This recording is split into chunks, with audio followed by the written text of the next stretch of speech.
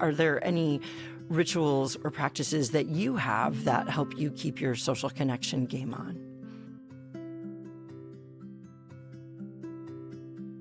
So I'd confess that I am not a very spiritual person. I am someone much more, I guess, a person of action. Like my impulse would be like, go do something, get out of your head, get out.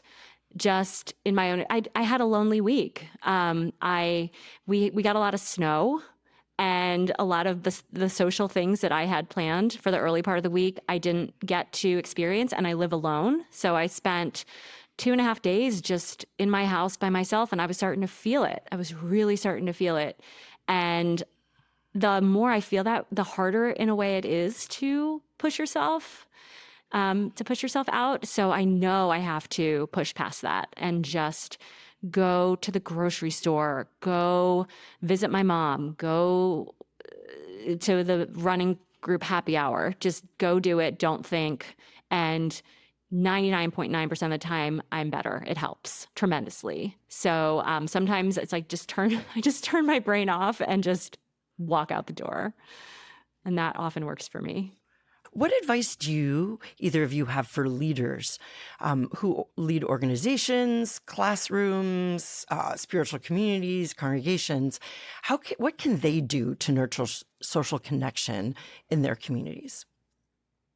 I would say prioritize connection. So I think a lot of leaders, a lot of teachers, a lot of parents think that connection will happen organically, so they just leave it to chance.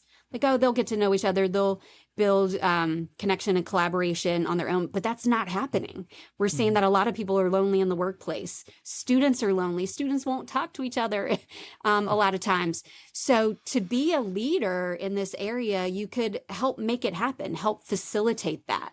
I know Vivek Murthy, the former U.S. Surgeon General, would always lead his meetings with 5 minutes of getting to know each other.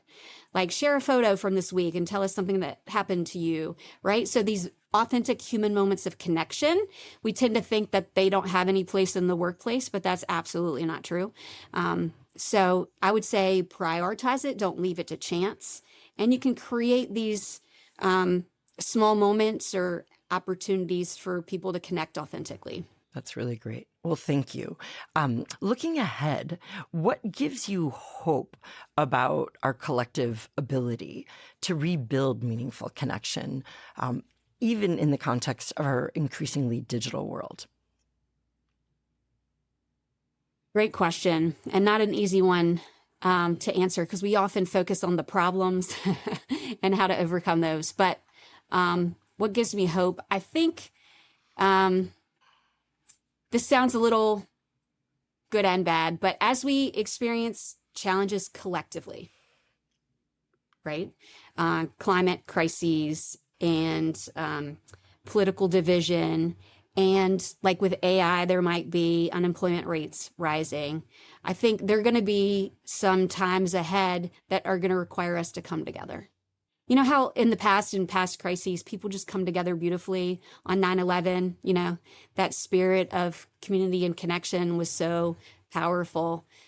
What gives me hope is when people start to talk about those things, I know those things can be catalysts for connection and community building. And we might come out on the other side stronger together.